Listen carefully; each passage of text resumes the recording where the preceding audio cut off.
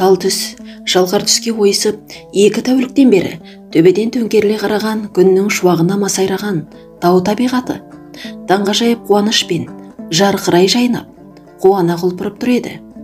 Өмір нұрын сепкен айналайын күннің атанадай елжіреуі әсіресе аратты бейнетқор халықтың асығын алшысынан түсіргенді.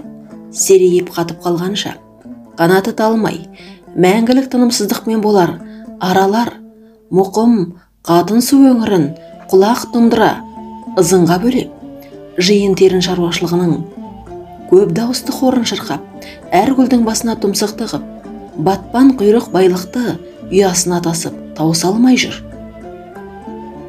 Өз ғұмырында ұйықтауды білмейтін, бел жазып, демалуды білмейтін шыбын руынан шыққан осына құйтағандай ғана араның сана сезімі, түйсігі түсінігі болмаса да, табиғат жаратқан біздер үшін беймәлім әрекеті әрқашанда адамдар ақыл ойынан асып кетер еді. Өмір сүру, ұрпақ қалдыру ұранына, конструкциясына қылау түсірмей, өңдеп өзгертпей, қатып қалған заңын бұзақыланып бұзбай, ғасырдан ғасырға ұластыруы қайран қалдырар еді.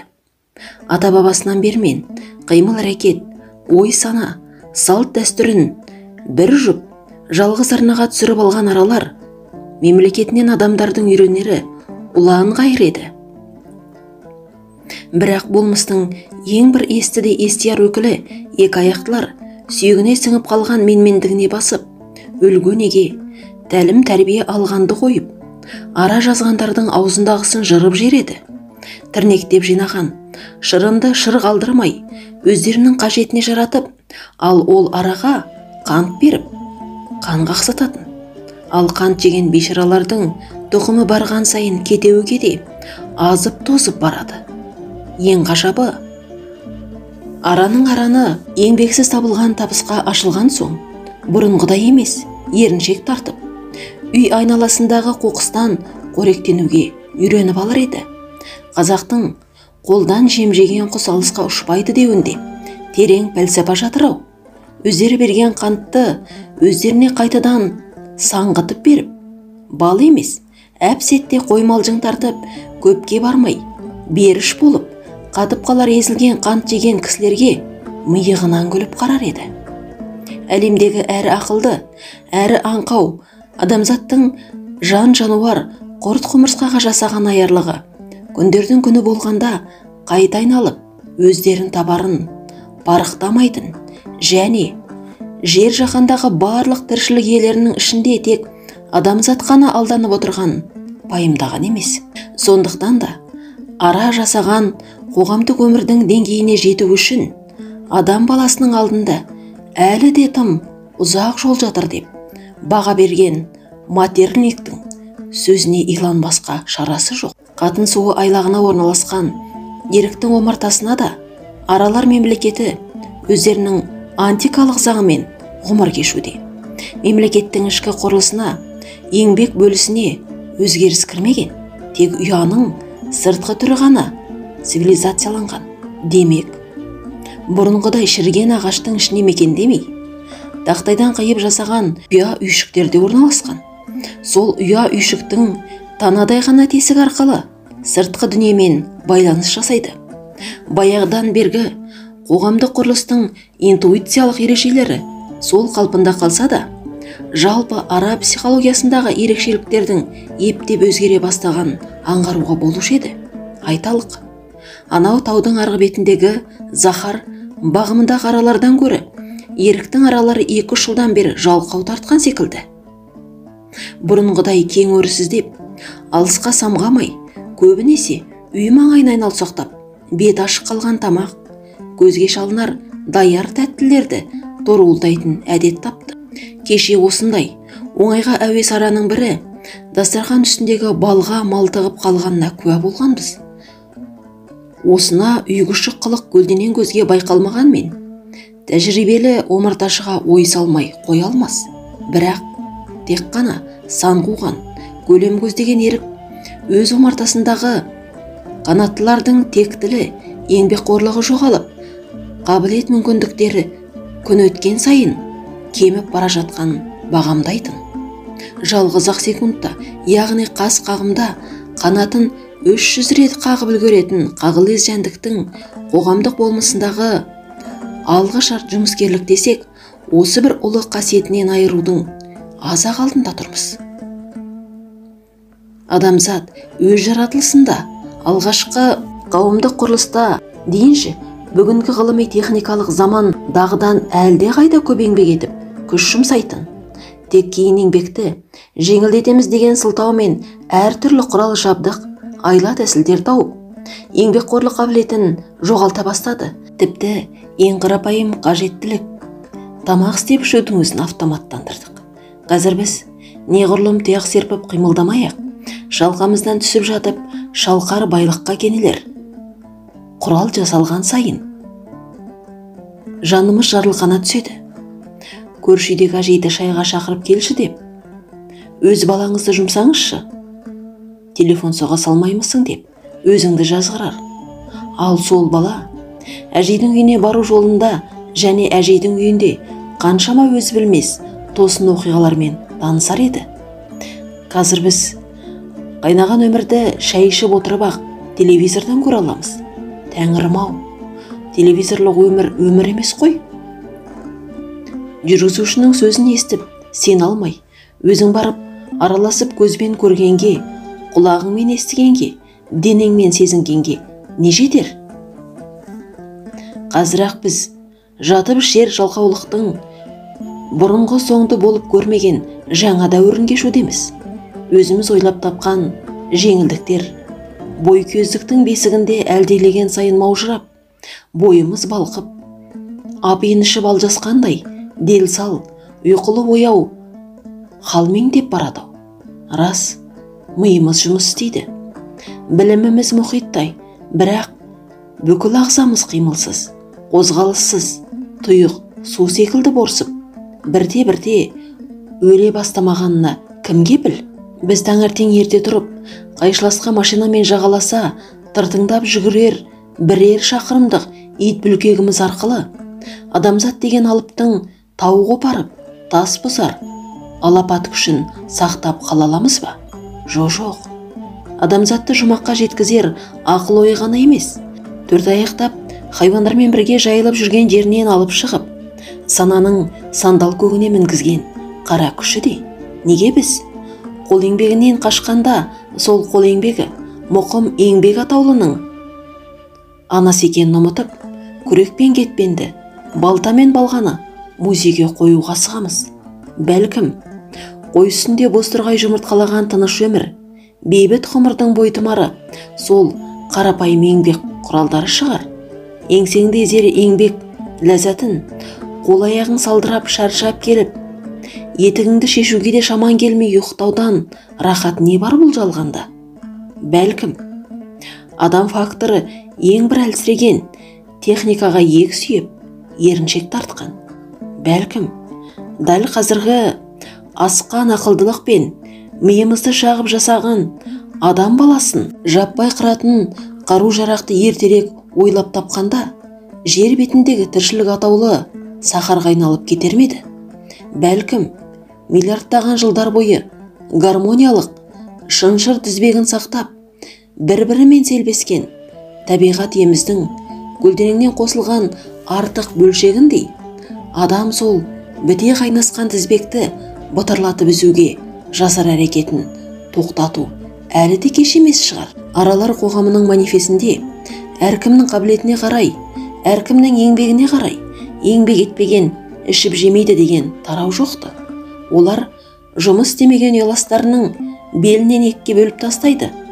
Тіпті шағылыс үшін ғана қажет еркек араның өзін суық түсе ұясынан тепкілеп шығарып, еңбексіз табылған олжаға ортақтастырмас еді. Әрине, бұл қатал заң, бірақ аса қажетті заң. Әрі ғасырлар бойы өзін өзі ақтаған заң. Алайда оларда биліктің барлығын омарташыға беріп, солардың құлақ кесті құлын айналған ұғар зерде жоқ еді. Алайда дүниенің кілтін өз қолына алған адамзат төбесінен бақылап, басқарып тұрған бір тылсым күш барын сезбей жүр ме екен? мүмкін емес нәрсе жоқ. Жер болып жаралған күнді ешкім білмек емес. Демек, тіпті адамзат өзінің қашан және қалай жаратылған тек топшылап айтқаны болмаса, анық қанығына жете алмады. Бірақ адамзаттың ұлы да ұятты қателігі жалғыз болған емес. Атыңнан айналайын адамның ең сұмдық қатесі сол. Ол асығыс аттанғаны соншама қайда бара жатқан және жер бетінен қашан жойылып кетерін білмеу еді. Күн бүгінде ашық болды.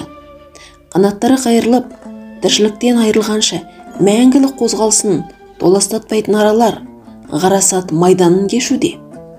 Ашық күннің әр сәтін, тіпті адамзаттың өзінен де артық пайдаланып қалғысы келгендей, омартадан ұзап ұшып, шырын сорып, нәр тартып, ертеден қара кешке дейін дамыл таппайдай.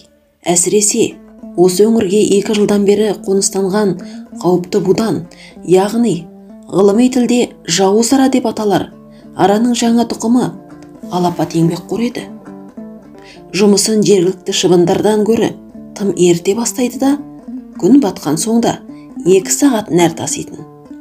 Араның осы бір бұл елде жоқ түрін алғаш рет вертолетші жігіттен естігенде, ерік жанын қоярға жер таппай аса қызыққан және не алсаң да маған тауып бер деп ұшқыш жолдасына қолқа салған. Наука и жизнь журналынан қауіпті гибрид деген мақаланы оқып шыққан соң аңсары одан әрі ауып, қалай да қолға түсірудің жолын іздеді. Ал бұл араның қысқаша өмірбаяны былай еді. 1956 жылы генетик селекционер Кэр африкалық бал арасын алып келеді, жергілікті тұқыммен будандастырады. Африканың аралары шапшаң әрі алысқа ұшады. Анасы балалағыш. Буданнан пайда болған африкаландырылған араның сыртқы пішінінде бәлендей айырмашылық болмағанымен, еңбекқор және қауіптенсе тобымен шабуыл жасайтын, өте агрессивті болып қалыптасқан. Жауыз ара атануы да содан. Айталық, осы Африка мен Европа арасынан пайда болған буданның шығуынан 1969 жылы Бразилияда 200 адам өліп, мыңдаған адам жарақат алған. Кісілер үшін жергілікті, яғни өз арамыздан көрі африкаландырылғандардың уы әлде қайда қауіпті. Шарықтап, тым алысқа ұша беретіндіктен европалық аралармен шағылысып үлгерген. Табиғат құпиясы қызық қой. Неге екені белгісіз. Жергілікті араның аналары осы жауыз араның еркегімен шағылысуға тым құмар. Сондықтан да өз арамыздың кейінгі балаларының мінез құлқы өзгеріп, африкалана бастаған. Мұның өзі байқап, салыстыра зерделегенде адамдардың бойындағы шетелге деген қызығушылық психологиясын еске салушы еді. Африкаланған жаңа тұқымды шыбын шіркейді қойып, адамдарымыздың арасында да ондайлардың барын көзіміз көріп жүр. Міне, осы жауыз араны шетелге ұшатын самолетте істейтін әріптестер арқылы жеңушінен жалғасып әкеліп бергенде, ерік бөркін аспанға атып, вертолетші Прохор Александровичтің бетінің сау тамтығын қалдырмай сүйіп еді. Мұхиттың арғы бетінен даңғарадай магнитофон алып өтетін пысық жігіттерге сіріңкенің қорабына салған шыбын бұйым құрлым екен. Апталық алыс жол, мыңдаған шақырымдық қашықтықты аттап өтіп, Алтайға қоныс аударған қауіпті гибрид бүгінде қаулап өсіп, жеке бір ұяны мекендеген. Тегінде тентек жаратылған жәндік мұндағы тіршілігін шапшаң құрып, тез дамыды. Алтайлық жеңілтектеу анаралардың біразы шағылысып та үлгерді. Енді міне, кейбір ұялардан африкаландырылған араның сойқан ұрпақтары бас көтере бастады. Сөйтіп, Алтай Америка, Африка тұқымдас, жаңа, мүлдем таңсық, мінез құлқын ата тегін ешбір омарташы ажыратып та, ұғып та болмайтын жастар жаратылды. Өз бағымындағы аралар ішінде жүріп жатқан жұмбақты процестен айна хабарсызсың. Жаңа тұқымды импорт араның ұясын ғана біледі, онда да ерік көп жолатпайтын.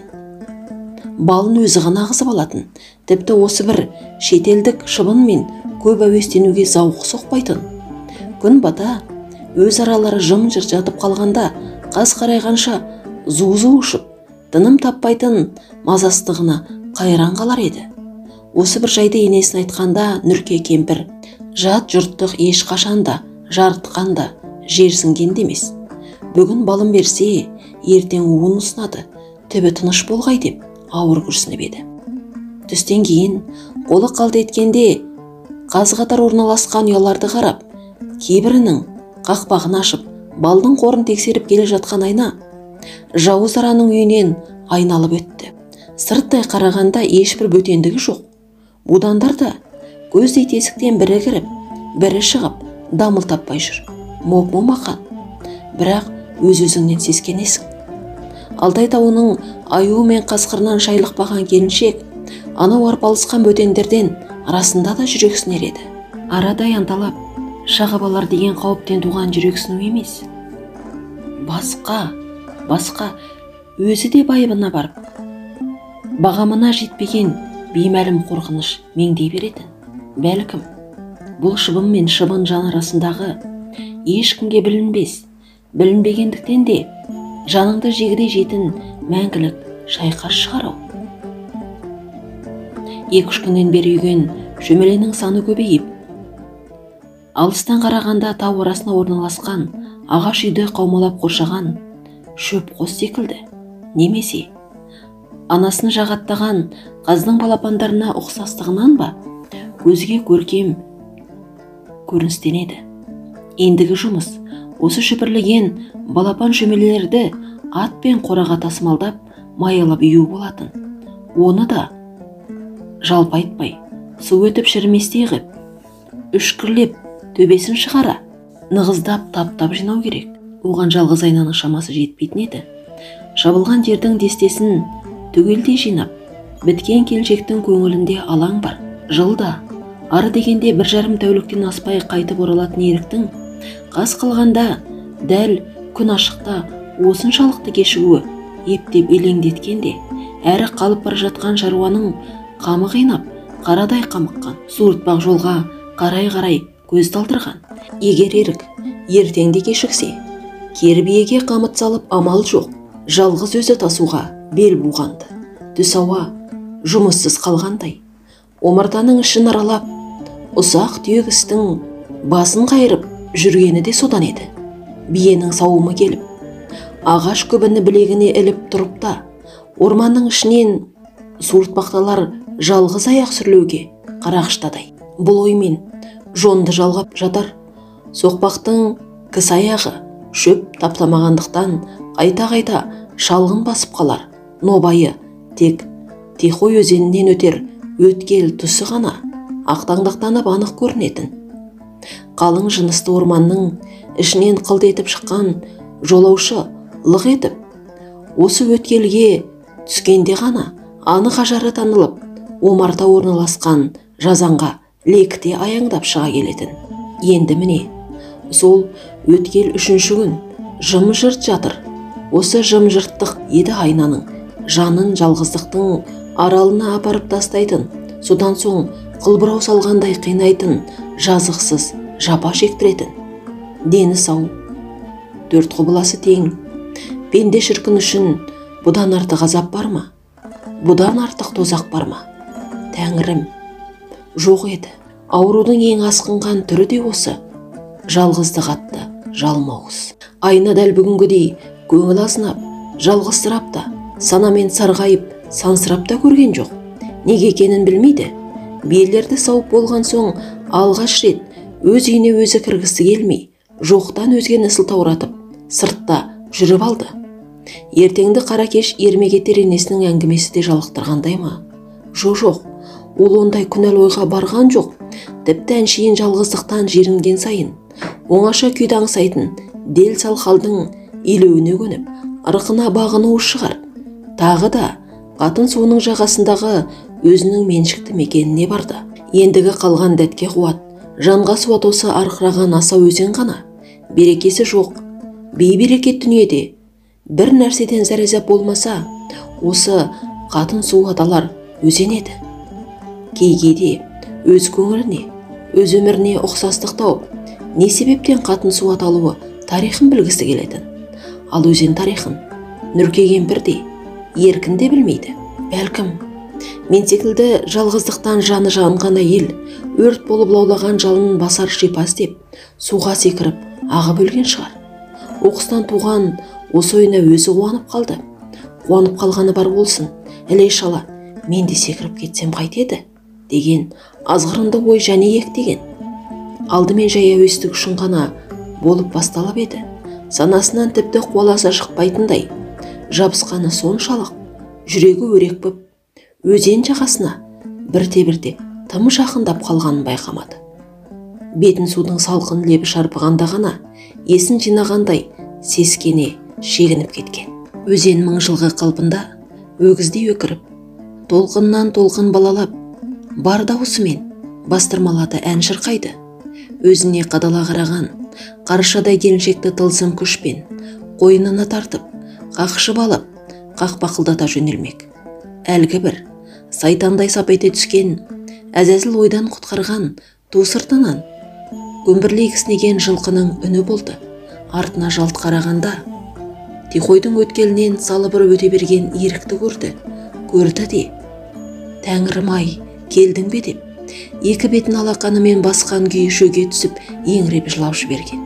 Әйел затына тән, босаңдық немесе долылықтан емес, адам төзгісіз, ауыр азаптан құтқарушысын оқыстан көріп, көбік ата шалқып тасыған қуанышынан жылаған. Жыласын. Неге біз осы оқта текте жылап алмаймыз, неге?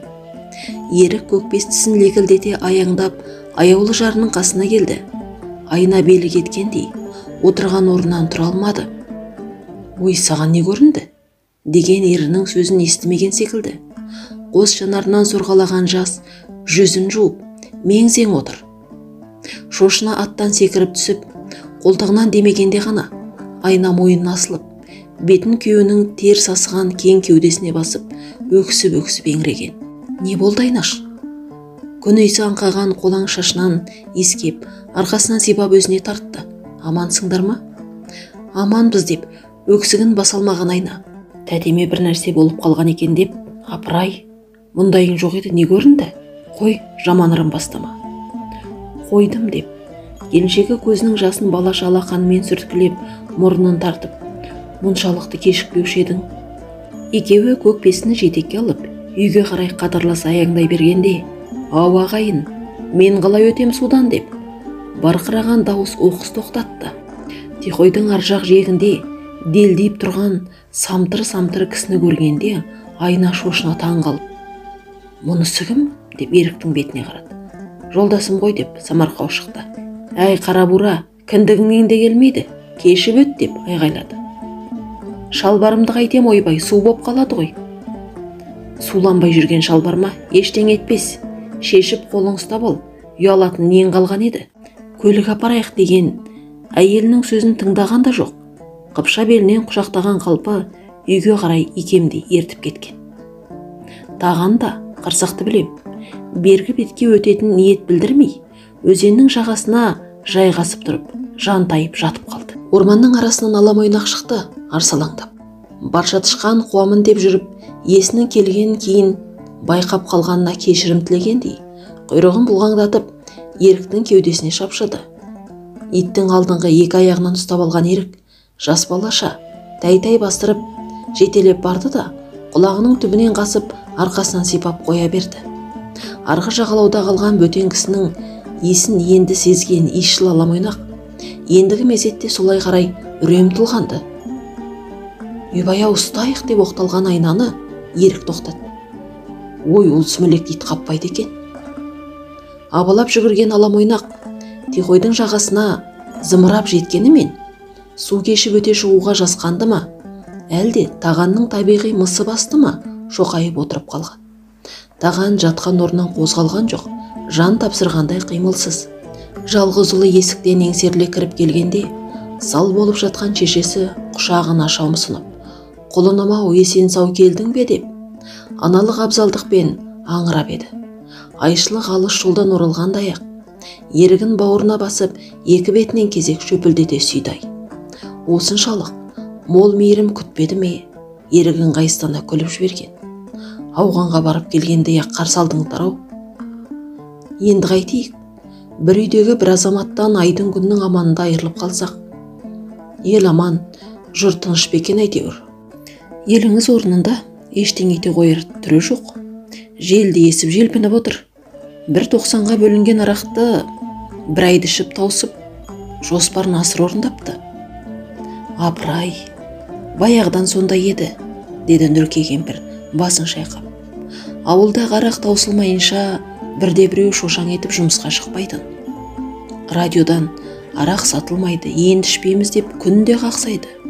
Сол тәртіп жете қоймаған екен-ау. Қайдан жетсін, жер шалғай қой. Таудың қуысына тығылып алып, білгендерін істейді. Өстіп жүріп азып тозып кетпейік. Атау керелерін ішіп жатқан сезбейді-ау жасаған ем.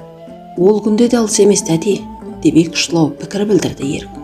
Қандай күн? Деп сұрады бопсаға түсінбеген Айна. Арақ сатылмайтын күнді айтамын. Ең соңғы мас күнемді мен ертіп келдім. Үйбай-ау, ұят болды-ау. Жолдасыңды өткізіп алайық деген.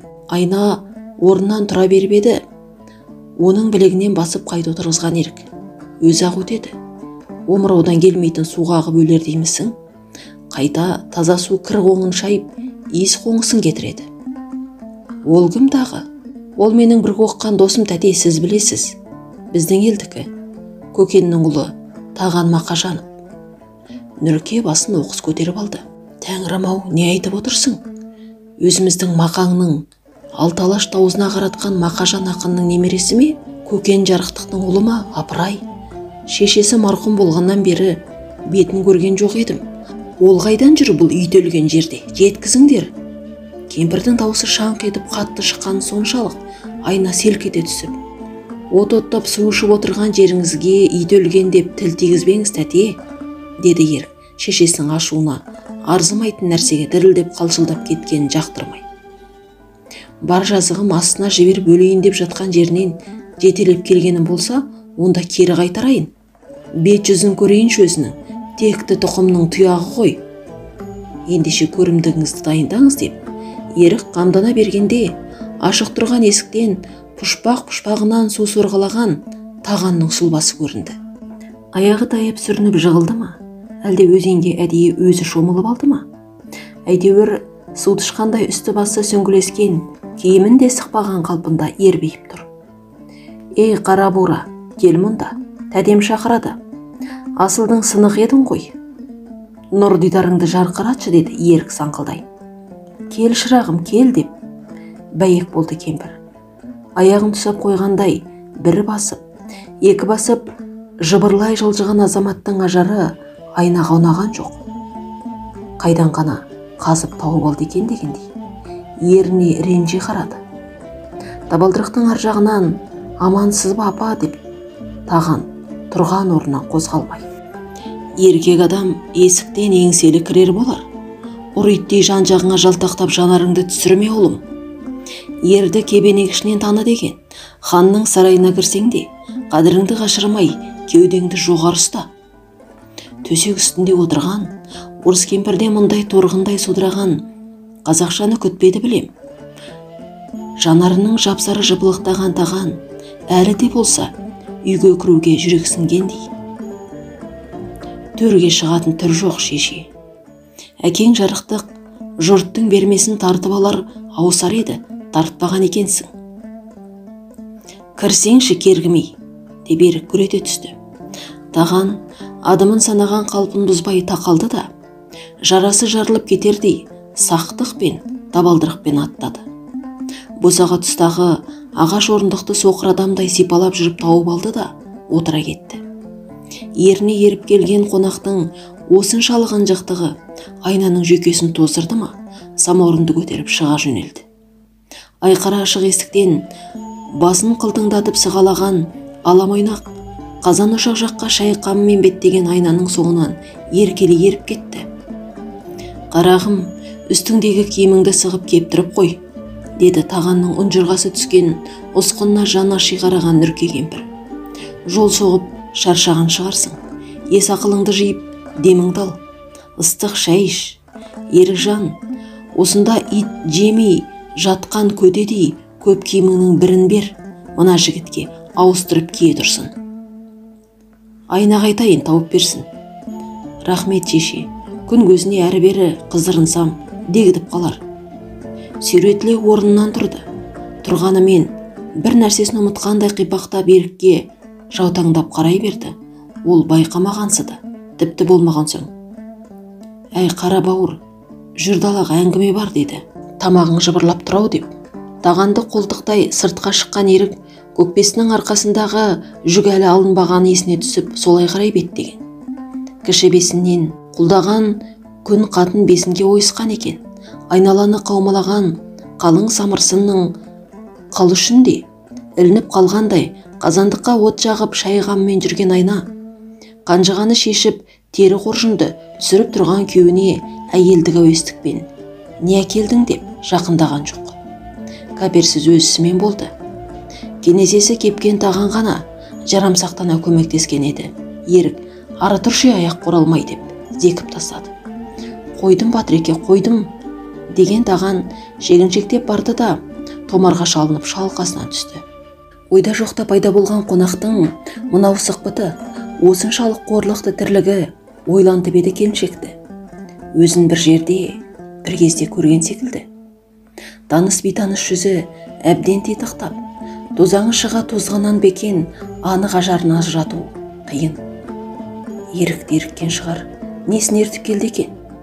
Еріктің ертіп келген жолдасы сүрініп құлаған жерінде жүрелеп әлі отыр. Оның осы жүрелеген қалпында 3-4 сағат отыра беруге шыдамы жетер еді.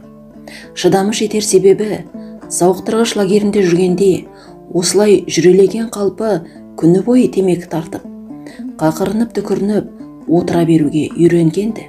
Бұл әдет маскүнемдерді қойып, мұқым түрмешілердің таңба басты ерекшелігіне саятын. Олар бір-бірін жалғыз ауыз сөзден ғана емес, осы отырыс тұрыстарынан ақ жазбай танитын.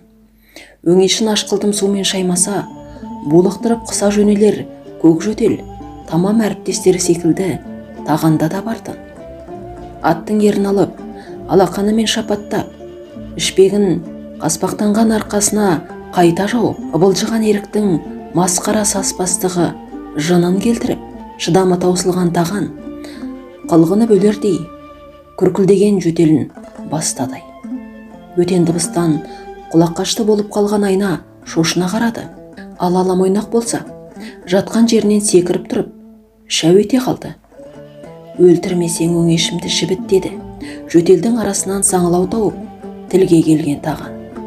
Әйеліңнің әдемілігін көрсетуге келмеген шығарсың.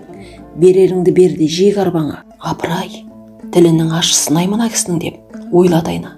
Менде несі бар екен? Жаның шығып кетсе де тұра тұр, деді. Тері қоржынды арқалап, үйге аяңдаған Ерік. Айтқаным айтқан, салқын сыраға шомылдырамын. Әй Айнаш, әлгі Прохорға арнап ашытқан бал сырадан бір саптаяқ әкеліп бер шанаған, жыланының басы қайтсын. Самаурынға шоқ салып тұрған шымшуырын тастай сала тұра жүгірді. Көп айналған жоқ. Сыйымдылығы 1 литрге жуық қайыңның безінен ойып жасаған саптаяқ пен мемілдете сыра келді. Қолы дірілдеп, өзін жұтып қоярдай ұмтылған жігітке жақындауға сескеніп тұрып қалып еді. Анау еңбектеп өзі жетті. Сілекейі шұбырған, жүзіне қарауға дәті жетпеген келіншек тез теріс қарап кетті. Ух деген дауыс естілді. Саптаяқ бос төңкеріліп жатыр. Таң қалды. Төгіп алған секілді. Қой, бұл кісі емес шығар деп ойлады. Шайын қайнады ма, менің де шөлімді бас, деді ендігі сәтте. Сонау қаз қатар тізілген шөмелелерге көз салып тұрған Ерік. Әйелінің 2-ақ күнде апта бойы шапқан шөпті жалғыздан жалғыз жүріп, қалай ғана жинап, үйіп тастағанына іштей қайран. Бірақ бұл таңданысын сыртқа тіс жарып шығармады. Әрине, өз еңбегін бұлдамаса да, өзекті жан болып жаратылған соң, мықты екенсің Айнаш деген сықылды, жылы сөзді ерінің аузынан әйелі күткен еді. Өзеген шөмелелерді жаңа көргендей, бұл да жанар жарыстыра қараған. Амал не? Ерік ләм демеді. Ләм демеген қалпы бұрылып үйге кіріп кетті. Әйелдің жүрегі сыздадақ, бірақ өкпесін ол да білдірген жоқ. Екі иіннен демалған самаурынды көтеріп, ерінің артынан ерді. Құрыстырған терге үй жаққандай, тағанның жаны жадырап, көбеңсінген көңілі көлде шалқып сала берді. Ашуы әбден жеткен балсыра, атты кісіні аударып түсер күштеді. Бір саптаяғының өзі-ақ мықтымсынған немені алып ұрды. Тауасы бекер келмегеніне көзі енді ғана жеткендей. Тырайып жатқан таған, самсаған ағаштың басына қарап, неге біз осы деп, оң қолын көтерді. Үйден басталды Қазақстан фестивалі деген еріктің дауысы қоса естілді. Фестивальдің басталғаны рас еді, қашан аяқталады, кім біліпті. Дастархан басында үшеуі ғана, былтырғы, одан арғы жылдардағы үшеуі, тек қана үшеуі. Төбеден пайда болған төртінші далада қалды. Шешесі сан рет, шақырыңдар, обал болады, қарны ашқан шығар деп еді ерік. Тек кәуре болмаңыз, барқырап тынышымызды алады, деп міз бақпады. Айна үндеген жоқ, көзінің астымен күйеуіне білдірмей қарап, шай құйып отыр. Сораптап, шай ұрттаған дыбыстан өзге бөтен сыбыр-күбір жоқ. Ежелгі ерке тыныштық жайлаған, ауылдан жаңа ғана келген еріктен әңгіме дәметкенде еді, ол күн ұзақ жүрістен шаршады ма? Біреу қуып келе жатқандай шайды ыстығына қарамай, жеделдете ұрттап, шөлін басудың әлегінен шыға алмады. Нюра Фадеевна бір кеседен кейін ішкен жоқ. Баласынан ойдағы елдің хал-ахуалын тақуалап сұрады да, көңілінде бір көлденеңнен пайда болған алаң барау, өкпелеген адамдай. Ашық есіктен өзеннің арғы бетіндегі алып тауларға осы әзірде ғана көргендей көз тайдырмай қадала қарады. Мүмкін, ұлының анау ауылдан алып келген жігітті шақыр деген сөзін аяқсыз қалдырған лазарлығына ренжіді ме? Әлде сонау жылдарда өз басынан кешкен оқиға ойын оралды ма? Әйтеуір, әншейіндегі сөз құмарлығы жоқ. Айналдырған үшеу отырып тоң-торыс күй кешуі, онсыз да сыздауы жеткен жеке дара тірліктің тілін матап тастады. Әркім өз ойының оты оңаша маздауын қанша тілесе де, пенде болып жаратылған соң көбір-көбір сөйлесіп, сыбыр-сыбыр, сұхбат құрып, күле жарқылдасқанға не жетсін. Адамның ішкі сыры да арақ секілді. Анда-санда сыртқа шығарып тұрмаса, запыранға айналып, көңіліңді лобылтып, жүрегіңді сыздатып, азаптайтыны рас. Ауыр мұң қабылдап, жаныңның жасаң жалауын жаңбырдың бұлты басқандай құсаланасың. Дүниедегі ең керекті затыңды жоғалтып алғандай алағызисың. Самаурынның ызыңдаған үні, осына тымпи ойнаған тыныштықтың жаназасын шығарған заржақ молладай, онсыз да омырлайын деп, сынайын деп сызаттанған ләмми отырыстың қуыс-қуысын кеулеп алды. Тіпті тым тырыстыққа осы фади жарықтықтан қалған жез самаурын шақырып тұрғандай. Десек те, оттығынан шоқ жылтырап, будақтаған ән салар самаурын, Нүрке кемпірдің жарты ғасырлық ермегі ескіден қалған жалғыз абысыны жақсы сырласында еді. Төркін жұртынан қалған мұра осы ғана. Басқасы жоқта бар болғаны өзінде жылдар жылымы жұтып қойған Нюра Фадеевнада жалғыз ақырман бар еді. Өзі құрбылас кемпірлермен өткен кеткенді айыз қандыр айтып, құмарынан шыға әңгімелесіп барып, жан тапсыру. Туған жерден бір күрек топырақ бұйырса, ол арманды орындайтын маңдайға басқан ұлы ерік болса ыңғай білдірмей жүр. Бұлардың қаймақшыған тыныштығын қаусатқан, тәлтіректеп басып, босағаны тырмалаған тағанның үні болды. Неге біз осы, деп ежелгі әдетінше сұқ саусағын шошайтты. Неге біз осы? Бұл шақта екінді туып, Нүрке кемпір намазға қамдана бастаған.